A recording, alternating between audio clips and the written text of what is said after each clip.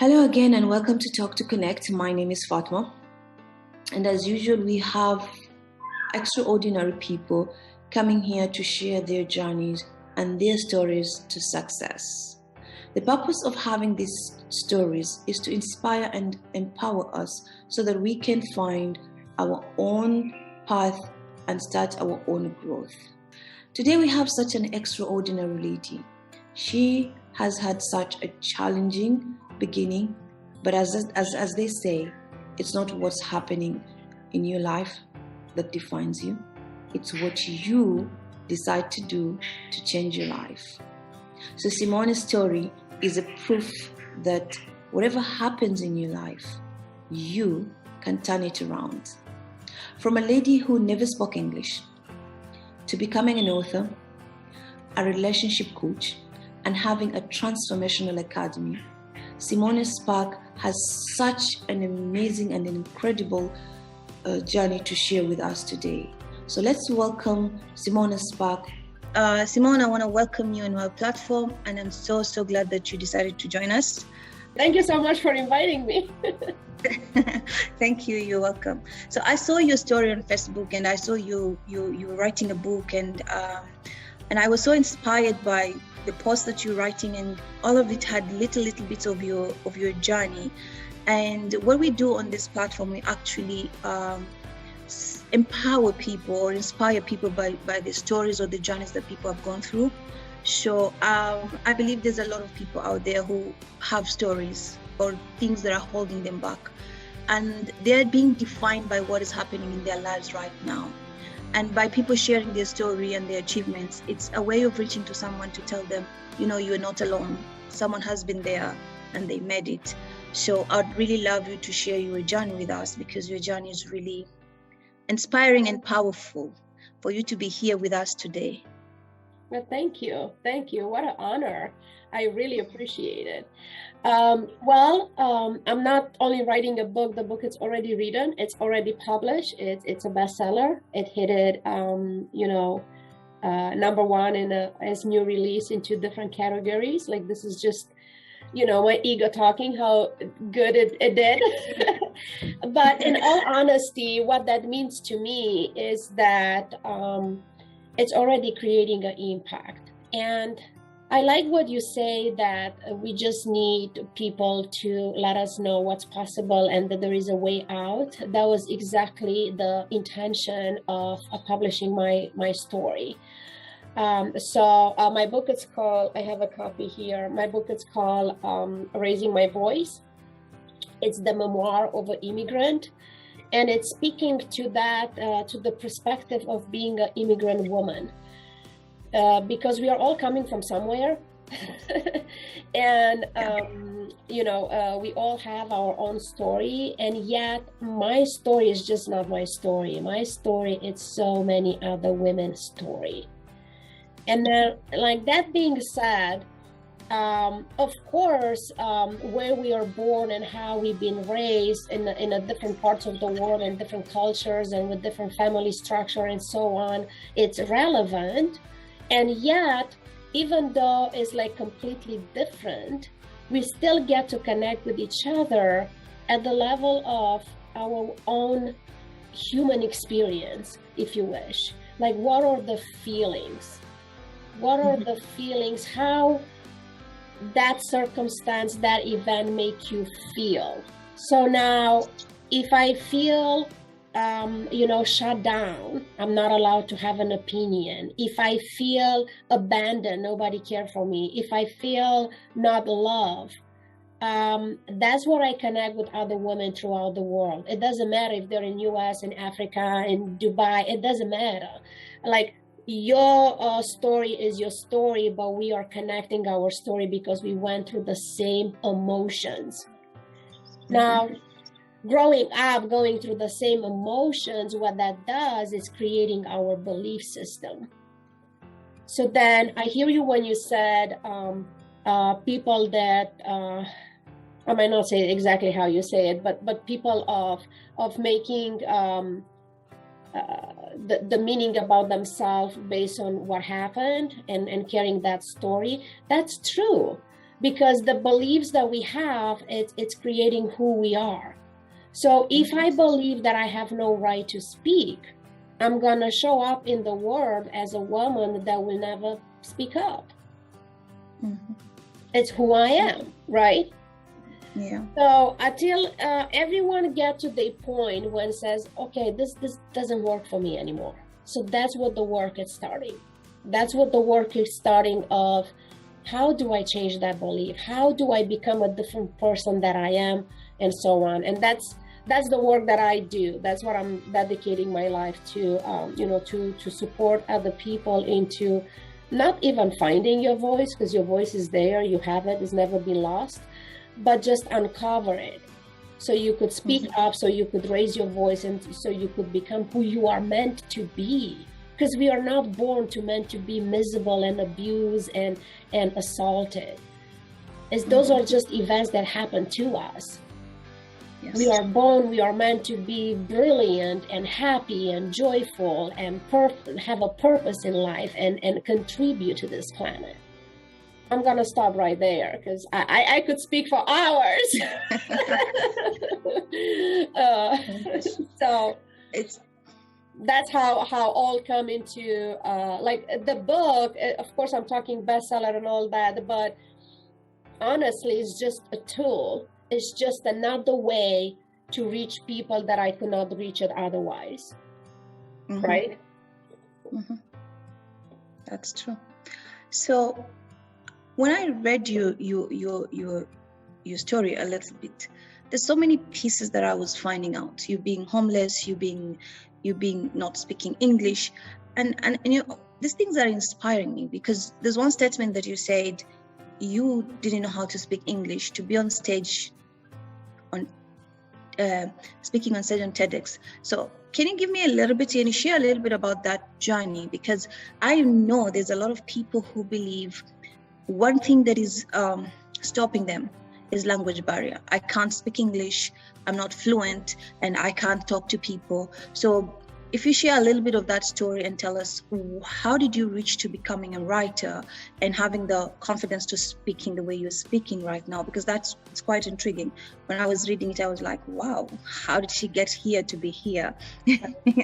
Yes, thank you for asking that. And I just want to invite everyone that are watching us or listening to us, and I want to tell you that you could do it too.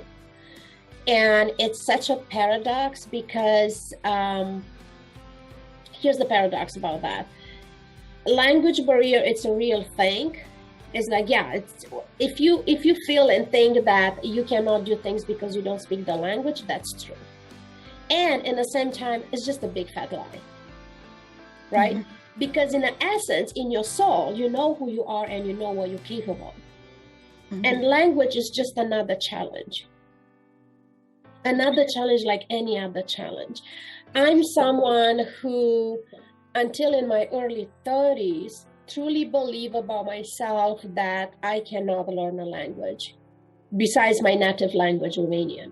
I mean, I tried multiple languages throughout the school, and the school system in Romania, it really was in a way that they want to teach you a second language and a third language. It's just, my brain just could not absorb that. So in my early 30s, I was, make peace with the idea, like, I will not speak another language, period. But then the life put me into a situation when I just packed 2 suitcases, get my kid, and we moved to the United States, where people don't speak Romanian, they speak English. So here I am as an adult, like, I was put in a situation where I had to learn the language. It was not a choice anymore. I couldn't tell myself, like, I need to change that story. I couldn't tell myself, like, oh, I cannot do it anymore. Like, I have to do it. I have to figure it out. So word by word, sentence by sentence. And then I'm not saying that was easy. It was not. Because what's happening with that, and the immigrants that do not speak the language of the country where they move, they are totally understanding what I'm talking about.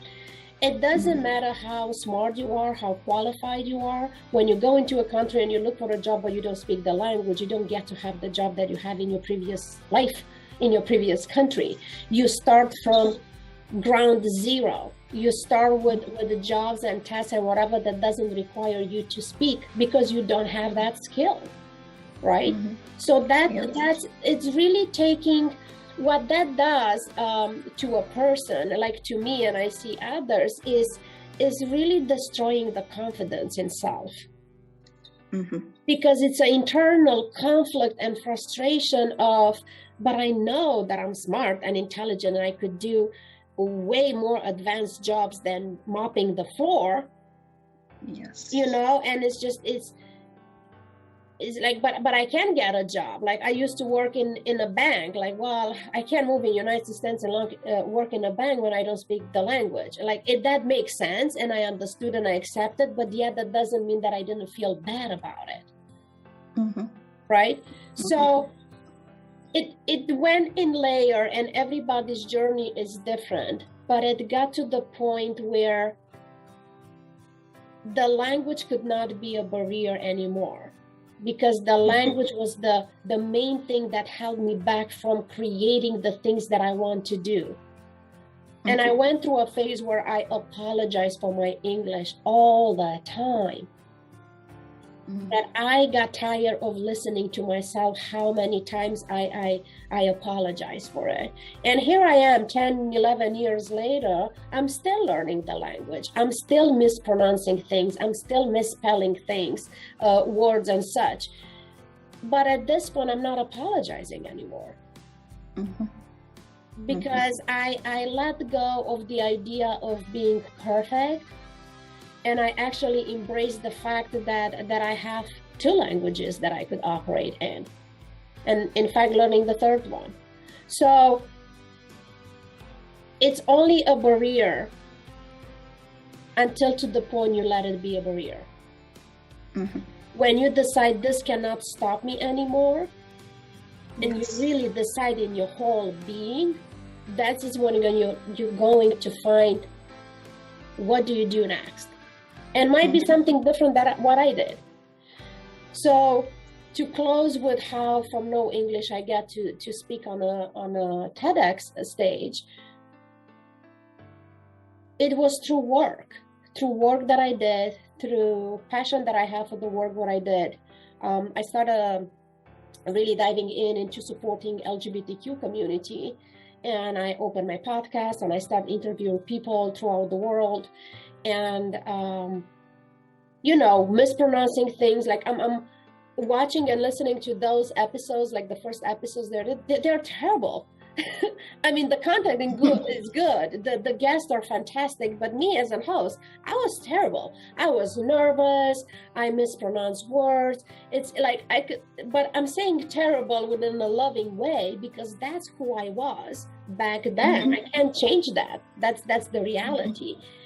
But what's important about that was not about the language, what is about the work that I did, the impact that I created, and then somebody who's watching, and we never know who's watching. Yes, I true. got invited to the TEDx talk.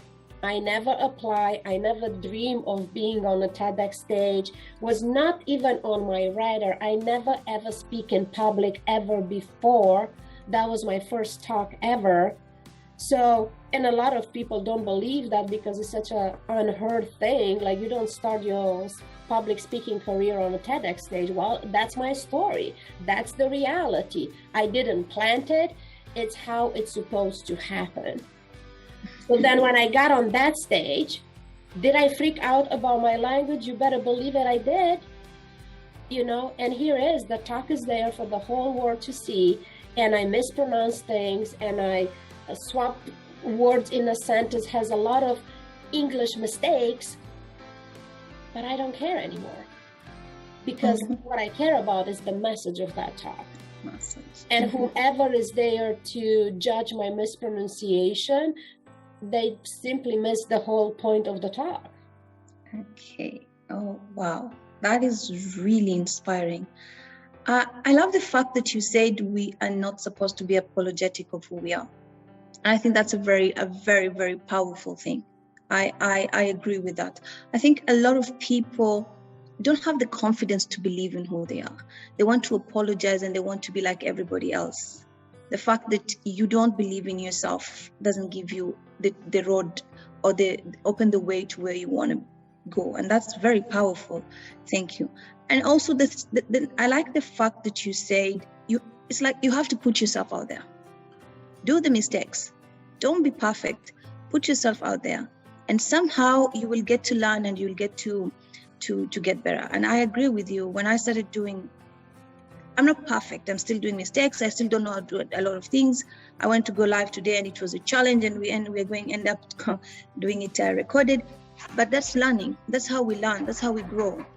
So I'm really excited about that. Thank you. Well, this is the thing. Thank you for sharing that, because even with us meeting together today, is whatever glitch happened, you couldn't share it live on your platform. And what we did is like, okay, but what we are here for? We are here to have a conversation, to inspire other women.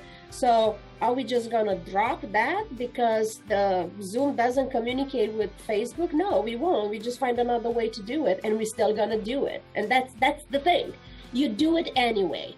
Perfect, no perfect, working, no working, you do it anyway. I totally agree with that. I really agree to the fact that you need to do mistakes for you to learn. And I think a lot of people are scared of doing mistakes. They're scared of failing. They have the fear of not being perfect. But all these things are the ones that are making you have lessons. Fail, do mistakes, do whatever you do, but you have to put yourself out there to do what you want to do. That's amazing, and it's very powerful. And I hope a lot of people would have the same mentality. Yeah. Yep. It's a mindset. It's a mindset shift. Look, I went through multiple houses in my life. I understand how is it to be in the lower points of. I understand challenges. I understand being in a circumstance when it's like, oh God, how I don't see a way out of here, right? But we do it anyway. Yes, and we get to the point where like unstoppable feels very right to me right now. There is nothing or anybody that could stop me from doing what I want to do. Here I am, it's like I'm traveling to New Zealand, I'm in quarantine, right? So I'm in a hotel room. I still have 2 more days of quarantine. If you will contact me a couple years ago, no longer than a couple years ago, and ask for this interview, the circumstances that are here will be enough reason for me to say, no, I can't do it. I'm in quarantine. It's not a good lighting. I don't have pretty clothes. I don't have enough makeup. Like all the things that nobody cares. But today I'm like, yeah, okay, what time? We figured out the time, and here we are. The lighting is terrible. I'm in a hotel. You could see my bed. Doesn't matter. The conversation is what matters. Yes, very, very true. Very true. I think people care about things that are not important, and people's opinions. We care so much about what people will think about us, and those are the most things that are holding us back from becoming who we want to be. So the next question, and this when I read about it, and I know there's a lot of people in this situation. Now you have a transformation academy, and you're a relationship coach, and you're traveling the world. But when I listen, and if someone else will listen to your story from you saying, I was homeless, I was someone who didn't have a home, to being where you are right now, that seems like an impossible thing to do, because a lot of people believe in luck, or they believe you need to have someone to help you, or you are born with you were lucky to meet people who helped you. But I know it's a journey, and you might not be homeless, but you're going through other challenges that are making you not seeing even possibility in life. So what are the things that made you come from a homeless woman to becoming a relationship coach, to becoming a woman who can have fulfillment in her life? And I think that's what a lot of us are looking for, that fulfillment. So it's not only becoming rich or having money, but having that fulfillment in life, finding yourself, enjoying life, respecting who you are.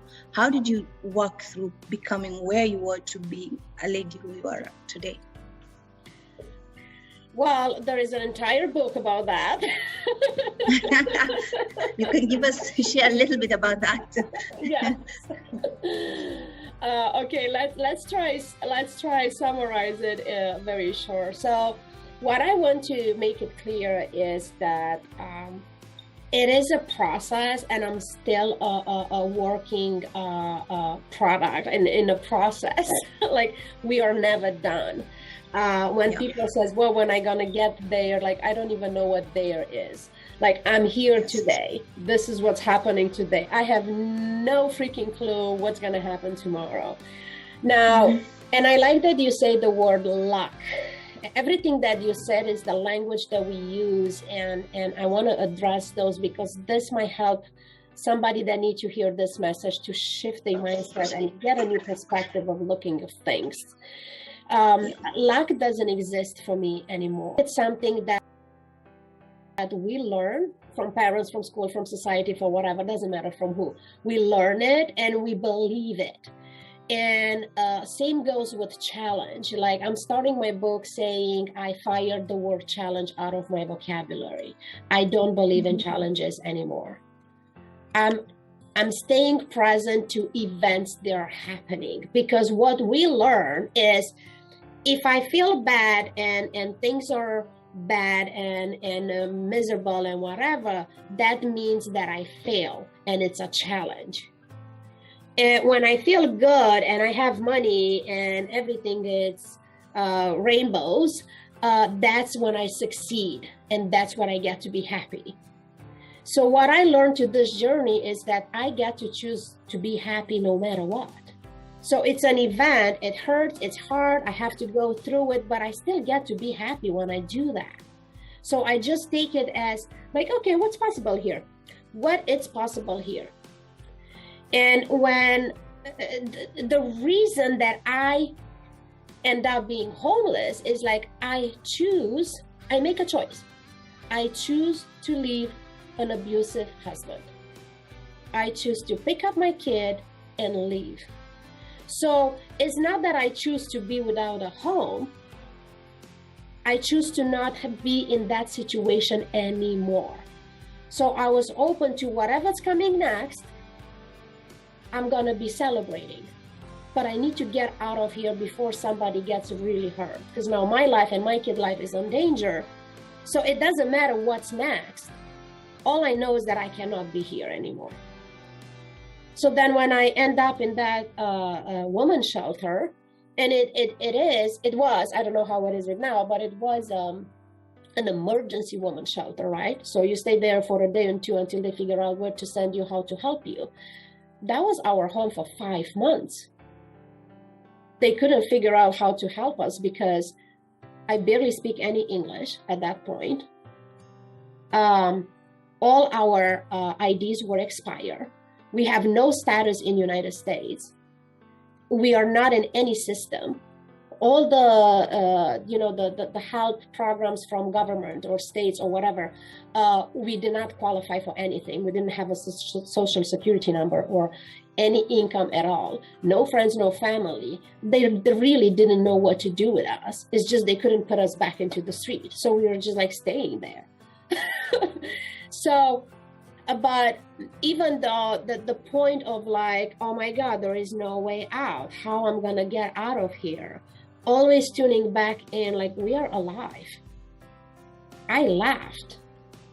I have the courage to just leave, and it's gonna be away and it's gonna come to me, and this is the time when I get to put myself back together to figure out what is it that I want, where am I going.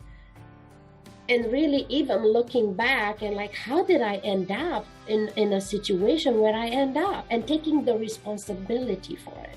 Because one thing that I don't stand for is, even in abusive situation, when people says is like, well, it's not your fault. He's a bad man or a bad woman or whatever, it's not your fault. You didn't do anything wrong. And that didn't sit right with me, because I did contribute to that in some level. It doesn't matter who contribute more and less.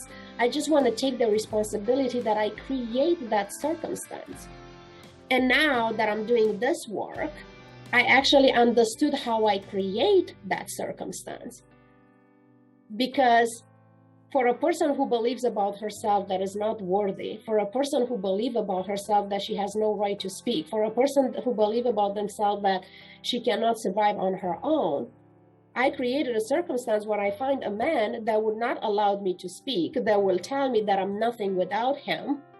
And I created so perfectly, even into a new country, into a new language where I didn't even have the words to speak, even when I wanted. So that homeless part, I don't even know it's like fully homeless, because I did have a roof over my head. It was just not mine. It was, that alone could be a whole book, just that 5 months, everything that I went through there and I experienced, and the things that I seen and experienced from other women with children that were coming through, come and go, and everybody has like rich story. And every story, again, was so different, but yet we are feeling the same feelings. I'm not deserving, I'm not worth it, this is not for me, I'm a failure, so on and so on. So all you could do is, as I say, you keep on going. What else is possible? What else is possible? And that takes me to the next part that you said, I tied it into the lack of some people are helping us, and some people whatever. I believe that everybody's helping us, including the abusive husband. He was helping me. He was helping me to get into the point in my life lower that I could get, to find out who I really am. So in my book, I refer to all these people as earth angels, and everybody come in our life for a reason, to serve us. And people, they're not in our life anymore, or relationships that break up, it's just, I choose to look at it like that job is done. They served the purpose. I only needed my abusive husband for a year. I only needed that best friend that she's not my best friend anymore for 6 months. Like, whatever we learn in that relationship, when we learn what we're supposed to be learning, then the relationship is consumed. Yes, that's true. So therefore, I get to look, it's easy, it's my way to forgive. Like, that's what it is for me. It's my way to forgive, to look at, it doesn't matter if you've been bringing joy in my life or bringing drama in my life. I get to forgive you both equally, because it's what did I learn from that, and be grateful for it. Does this make sense? Yeah, and it's very powerful. I mean, you talked about so many things that are very important, and one of the things that you talked about is ownership, that you need to take ownership of everything that's happening in your life. And I think a lot of people look for excuses to blame someone or situation, and what happens, you become trapped in the journey of being a victim. So you're a victim of reasons. This happened because, and this happened because. And when you take ownership, you actually come to ask yourself a very good question. Am I the problem? And if I'm the problem, what do I do to get out of this situation? And if I'm not the problem, what can I do so that I can become better? And you talked about making decisions, and I think that's the most powerful thing. Like, you were in an abusive relationship, and you said, I'm making a decision, I'm going to live in a shelter house, but I'm going to find my life. So that's a choice. And whenever you make a choice, you give yourself room for change. And that's a very powerful thing, especially for women who are in abusive relationship. Most of them have the fear, if I get out, where will I go? How will I start life? And you're giving your power to someone. And until when you make a choice and say, this is my life, it's a decision I'm making. What's the worst thing that can happen? Because right now I'm not happy. I'm finding my happiness, and no matter what happens, I'm going to go there and find it. That was a very powerful thing that you did.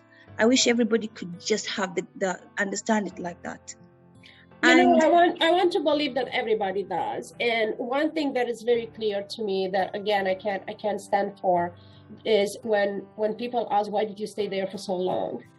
And it's like, you know what? It takes as long as it's going to take, because we are different. We are coming from different backgrounds, and some people get to leave next week. Some people get to leave in 2 months, some in a year, some they never leave.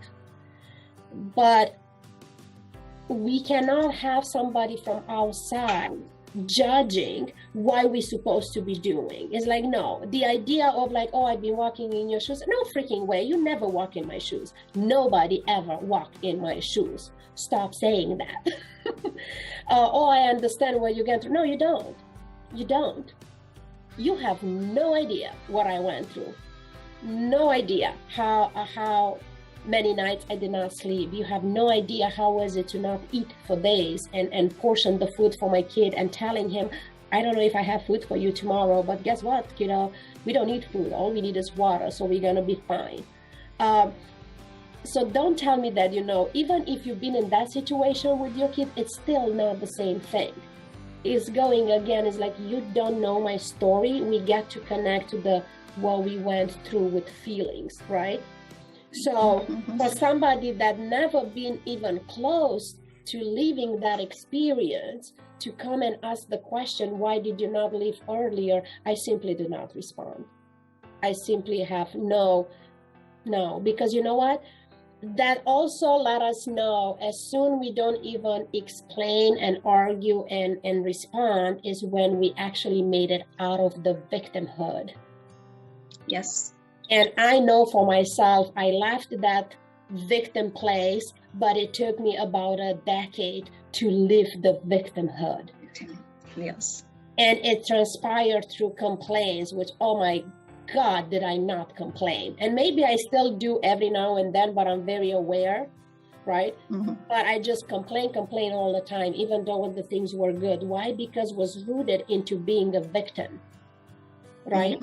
So as soon when you talk about unapologetic, that's what unapologetic means. Like, I'm not a victim. The things that happen, and I'm grateful that they happened, because that they got me where I am today. But I'm not standing for any judgment. I'm not owning any explanation to anybody. I don't even care if you like it or not. I don't even care if you approve it or not. I don't. It's my life. It's my experience. And I'm not longer a victim of the events that I went through. Yeah, that is really powerful. It's really powerful. I think as women, and I'm going to talk about abusive a little bit, because I think that's one thing that a lot of women are going through, and most of them find it hard to walk out of these relationships. And one of the things is, most of them are scared of, as you're saying, being judged. Culture, what will people say about me? What about my children? I have a house, I'm keeping my children in I have a house to shelter him if I go out. And until when someone understands that you have a right to be happy and you have the power to be who you want to be, you're always going to be a woman who's depending and being scared. But the question that I want to ask you is, what can you tell a woman? And this is the question I've asked so many women who have gone through abusive relationship, and I've got different answers. What do you tell a woman who says, I'm staying in this relationship because of my children? If I leave my children, I don't know where I'm going to take them. For me, the question I always ask is, if you're staying because of your children, is what are you showing them for the future? So that's the question that I always have. If you have the reason is for your children, then the question is, what future are you planting for them? But you get different answers from different people who have gone through that situation. And as you said, everybody goes through it differently, and they have a reason why they stayed for 10, 20 years, until when somebody reaches a breaking point and says, this is it. Yes. So, but my question is, what would you tell a woman with her experience, whatever she's going through, it's different from yours, but a woman who says, I'm staying because of my children? Right. And it's such a good question. And we see that a lot, don't we? Like so many cases. Mm-hmm. Here's what I'm gonna say. I can't tell her anything. I might sit down with her and have a conversation and try to understand if that's a lie or if that's a truth. Mm-hmm. And here's the difference. There is cases when that's a truth, when the parents, are not in any kind of the relationships, but they both parents have unconditional love for the child, and then could come to the agreement like, okay, we live in different parts of the house, but we are here for the kids. And we see that happening, and we see that happening successfully. And it's everybody's choice, right? Because we cannot tell them what to do. Now, the biggest part of situation where I'm staying for the kids is this one, where I'm gonna take it, whatever that is, physical abuse, emotional abuse, because we have kids together, and I don't want to take my kid away from his dad or whatever. Now that it's really tied into that person belief, and I'm not talking like men abusing women. The other way around, it's valid too. Women abusing men. So that ties into that victim, if we give it a role, belief. And when it's a lie, because I say that I want to find out if it's a truth or if it's a lie, it's a lie if they use the children as a human shield for not taking the responsibility to get the freaking out and find another way to do life, to protect the children, to model for the children, this is not how love looks like, to model for the children, nobody gets to treat you like this. So I think that's the outcome that I'm looking for. Like, what kind of parent do you want to be? Because it's like, generally, it's our role to model life for our children and prepare them for the future. Now, I choose to not model for my kid that as a man, you get to treat the woman however you want, right? Because here I am with the 6-year-old boy that he's watching this fight, and this, his mom has no response and just submit to whatever is required just to keep the peace in the house, right? And I'm like, I can't model that for my kid. First of all, I don't want him to become that man, or I don't want him to become a victim as I was, because we have no way of controlling which role the kid is going to submit to into a conflict like that. So what was important for me was to always be straightforward with my kid and being honest with my kid and telling him what's happening. And this is the hidden piece of staying for the children, is hiding from the children what's happening. Because the kids are not affected by mom and dad fighting. The kids are affected by hearing mom and dad fighting, but nobody tell them, hey, we are fighting. They pretend that everything is nice and cool. That's what is gonna mess up with their psyche. And, my kid is going to be 18 in a couple weeks, and he has no confusion about his past. He has no questions about, Mom, what happened? Why you didn't tell me that? No. I tell him what's happening. I tell him, he was like, what are we going to do? And I said, I don't know. I have no idea where we go from here. So, while Other adults would advise, that's not for the kid, you need to protect your kid. For me, that's how I'm protecting my kid. I'm being honest and telling him, like, this sucks. I don't see a way out. I have no idea where we go from here. That's how I protect my kid. So then he was never confused. He has no questions about when we left or where we go, and we went through so much. He has no doubts. He has no question. He's very clear. Of course, I didn't go into the details. What was important for me was to translate to his level of understanding and let him know, like, this sucks.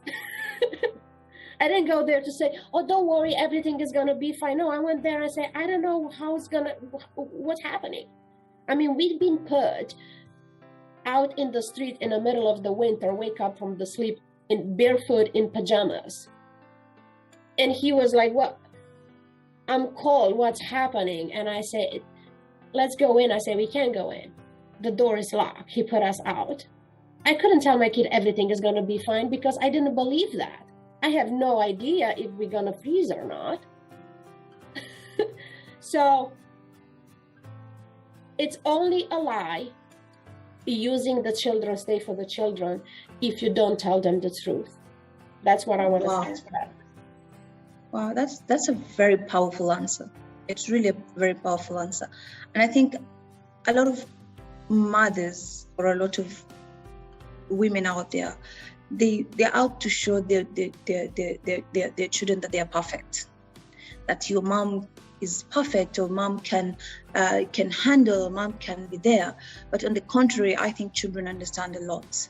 And if you allow them to see what is happening in a way to understand what you're going through, it makes things much easier for them. Because it's not the expectation that my mom is a perfect mother. It's like my mom is a woman who's going through things, and sometimes she's up and sometimes she's down, and I need to be there. We need to support each other. I think if your perspective is so amazing, I think a lot of women don't want to show their children the truth. They want to shield them from what is happening so that they're not gonna, so not to hurt them. But the reality is the children see a lot and they hear a lot and they understand more than we think. So, or having a conversation to allow them to understand what is happening is actually opening their minds. But at the same time, I feel, as what you said, it's not right to use your children as a shield to not take a decision. That is, if you're using your children as a shield to not taking a decision, then you're not just punishing yourself, you're punishing even the children, because you are allowing yourself not to become the mother who you're supposed to be for them. Right. You need to make a decision to have the power to be the mother who the children are expecting you to be. And that's a very powerful thing.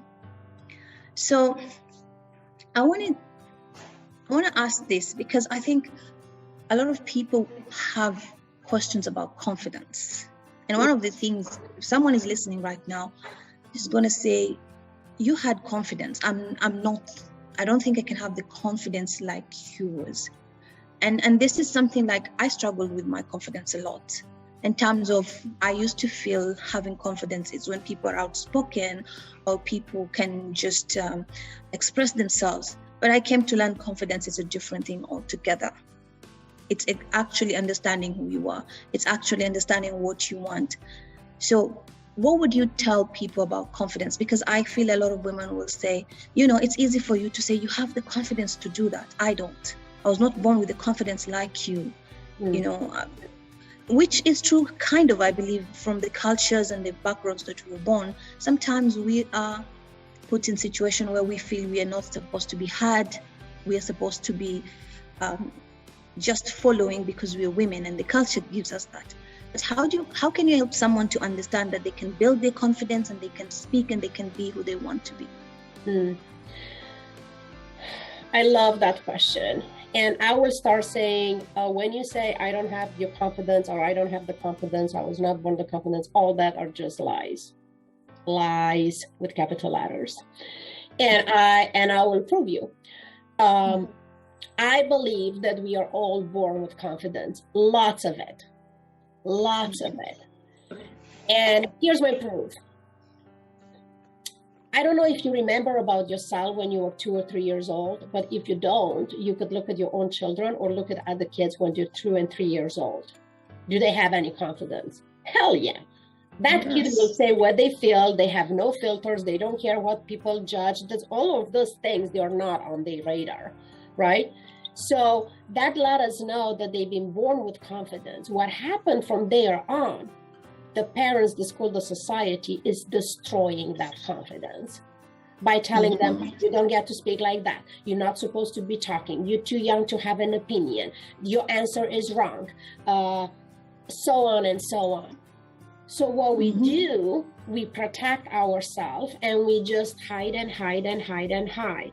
And all those things are covering our confidence. The confidence is still there. It's bubbling. And you know how it's bubbling? Because you find yourself by yourself in a room and you say, oh, I wish I could have said that. I have the answer, but I didn't have the confidence to say it. It's your confidence bubbling inside and it's telling you, this is what you're supposed to be saying when she said this, when he said that.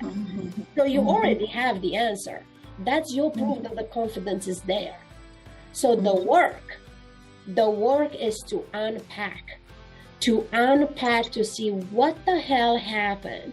What is the story that is being told to you that you believe it, and how we can rewrite that story. I'm not more confident than you are, not by a bit.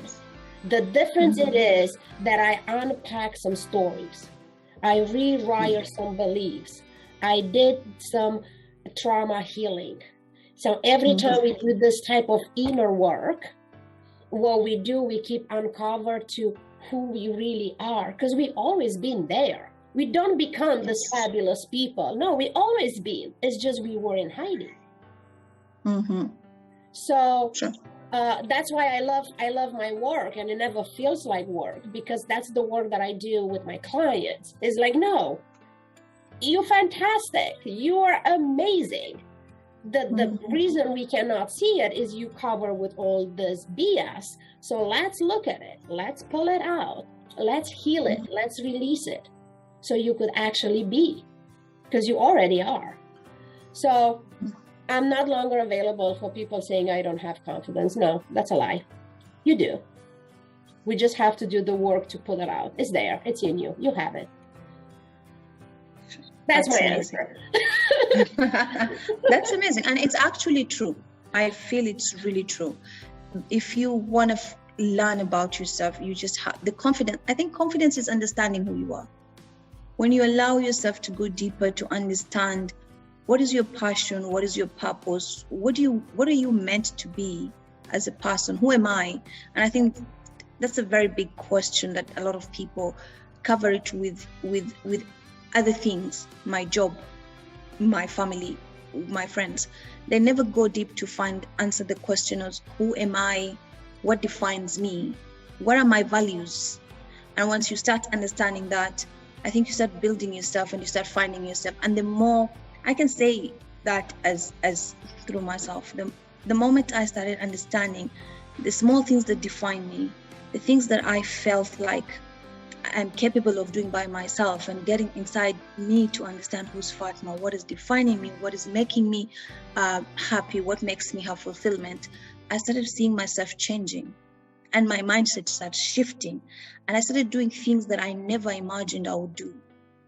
In all honesty, I never thought I would sit and make an interview with you, because it felt something that I cannot do. How can I talk to people? What can I say? Who can connect with me?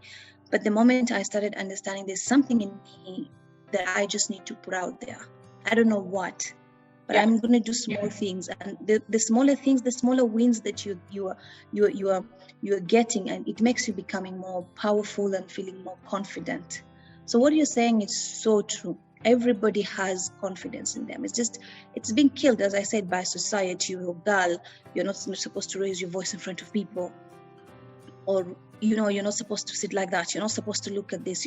So slowly by slowly, you're starting to be conditioned to be someone who you're not.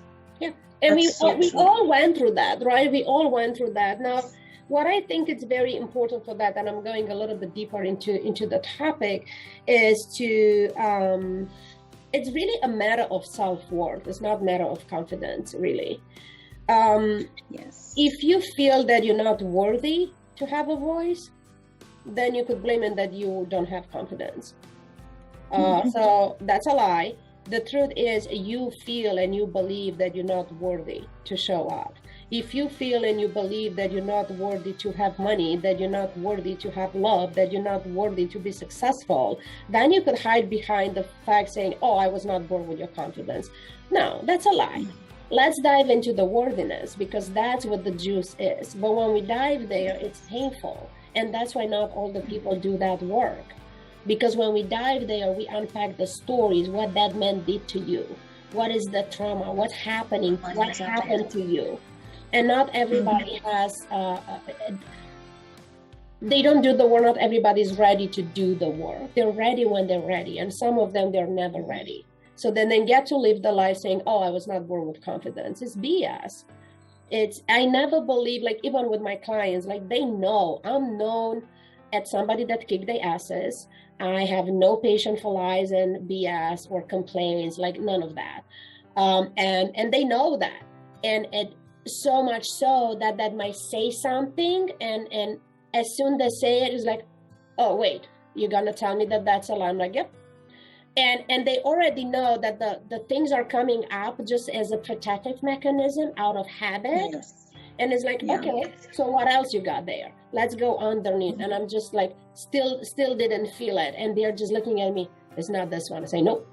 And then they go deeper. And we know where we touch it when the tears are coming out. And not to say that you could only do the work if you reach the pain, but to do say that you could only heal when you find it. You can't heal the pain that you don't find it. You can, it's that saying, you can't heal what you don't feel. You have to feel it so you could heal it. You can't just like, oh, my dad abandoned me and it's not a big deal. I'm a grown-up woman now. I'm okay with that. No, you're not. Until you don't heal that thing, that abandonment little piece of you, it's still gonna run the show.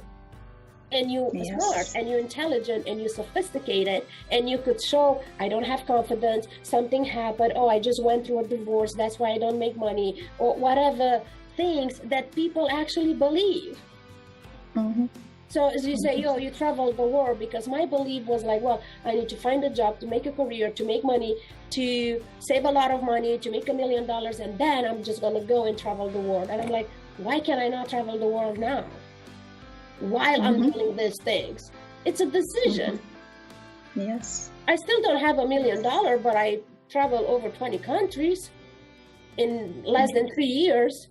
It's a decision. They told me that you can't have things until you don't do that. And I'm like, is that true? Is that really true? Let me test it out. Because remember, we were kids, and every time when we are fighting with parents or whatever, and we are not agreeing with what they say and what they do, we were fighting and say, hey, I cannot wait to grow up and do whatever the hell I want. True. And now you're here. You're an adult. Are you doing whatever the hell you want? No, why don't you? You can't blame your mom and dad anymore. True. I don't know how we got here, but we got here. No, it's so powerful. I like it because I think we all have dreams. And as you said, it's a decision. What decision am I making to achieve that dream? And at the same time, I'll go back to saying a lot of people are still victims of a lot of things. As you're saying, you want to change, you want to build yourself, but you're still holding back to whatever happened in your past and pretending that it didn't happen. It didn't happen to me. What I realize is it's part of you. It just doesn't have to define you. You just have to understand that it happened. The lesson that I'll get from it is what I want. The rest of it is not important. But if I was not that person, if it didn't happen, then I wouldn't be who I am today, because it had to happen for me to learn to become the person that I am today. And it's funny when I was talking to someone and I told her, you have to go back and find your defining moments as to what is making you feel the way you're feeling. And she said, I don't want to go open those doors, because I don't want to start them affecting me. And I was telling her, I said, look, if for me, how I see my life right now, I see myself as an onion, that I have a lot of layers around me. And as I grow, I just peel layer after layer after layer. Yeah. But you see, the funny part is, even when I reach the part where the onion is clean and nice, when I cut it, I'll still cry. And that I still love the onion. It was dirty and it's nice, but the cutting, it means there's going to be challenges. But why am I having the courage to use the onion right now? It's because it looks nice. So even if I cry, I love what I see. And that's the same with your life. So peel and peel, because when you peel, there's another layer and another layer, until when you get to a place where you found yourself and you know you've defined who you really are. What you're saying is really powerful. A lot of people don't want to do that. They don't want to go back and then the past comes and reaches with you, holds you back when maybe you've started something and the past is holding you, and you go saying, why am I always failing? And that is an experience, because you every time you do, that past comes and creates those beliefs, and most of us don't even know we have these beliefs with us. And the limiting beliefs, the voices, we never know that whenever we say, I'm not good enough, I cannot do it. Those are the limiting beliefs that we are talking about, and we are saying them, we're actually affirming to them. Affirming, like, I'm not good enough, I don't have confidence, I don't think I'm good as them. You're just affirming to your limiting beliefs. That's very powerful. Thank you. So that's that's what it is. Just to wrap it all up. So what I was saying is, just to sum them all together, is to honor that everyone is having their own experience.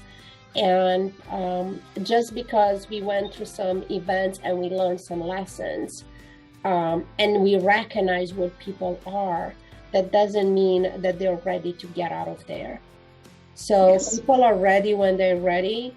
And all we could do is to keep show up and keep showing them what's possible, and relate with them. And I thank you for doing this work, to bringing people that doing just that, to have the audience relate with somebody's story.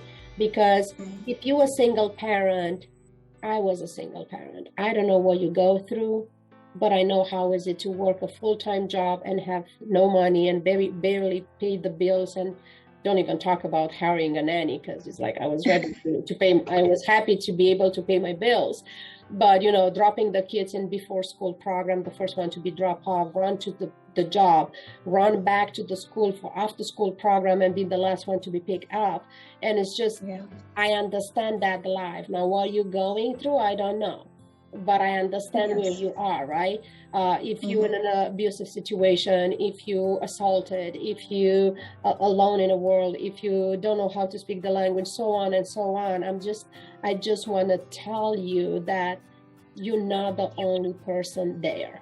Many other women been there before you, and unfortunately, many other women will be there after you. So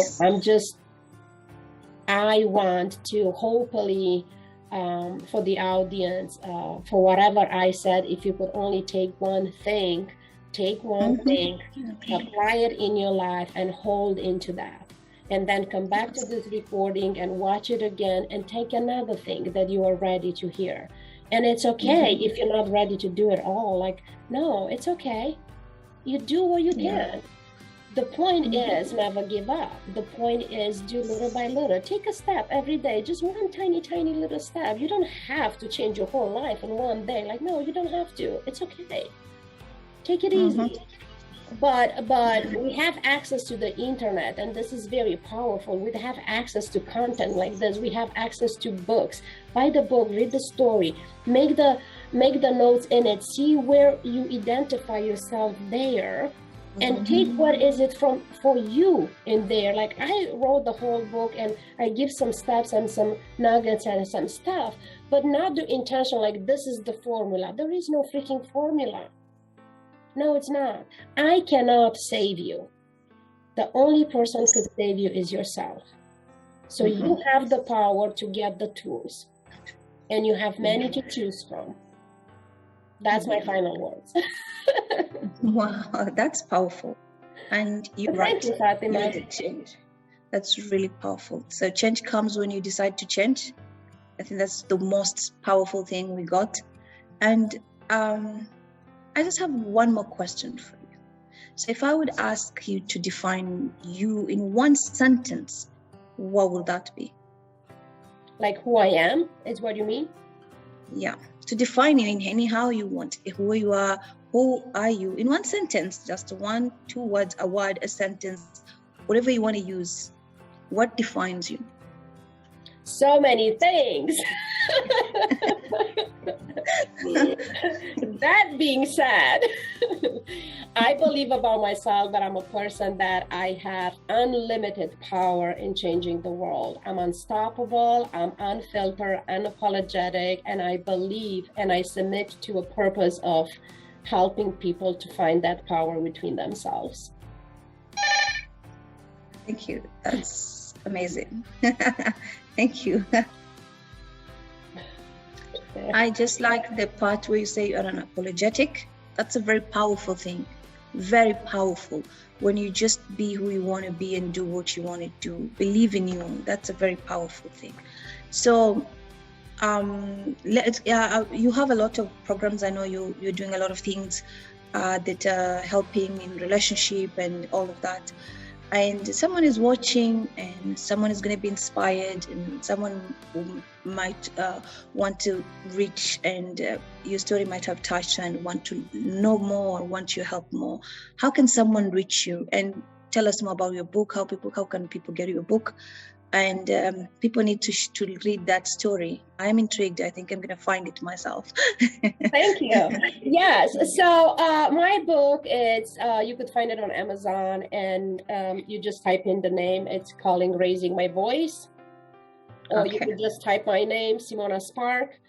And where you could find me, also I have a group on Facebook called Raising My Voice.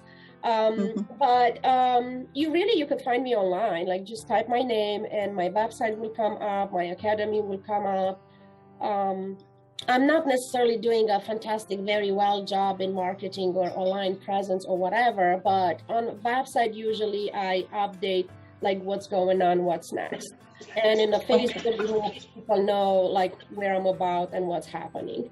So yeah, just type my name and just go and see what speaks to you. That's so nice. Thank you so much. Thank you for being here. And as I said, we bring people on this platform to just show you you're not alone, that whatever journey you're going through, someone has been there. They've walked it and they've made it. And if they did it, you can do it. Yeah. And we've learned a lot today. One of the most takeaway I had is do not be apologetic, be yourself, love who you are, have self-worth, and go for it. Make a decision, make choices. So it was amazing having you here, a lot of insights. Thank you so much. And I'm hoping to have more talks and more communication with you to empower more women. Thank you so much, Fatima. It was good to be here. Goodbye, everyone. Goodbye. Bye. Thank you.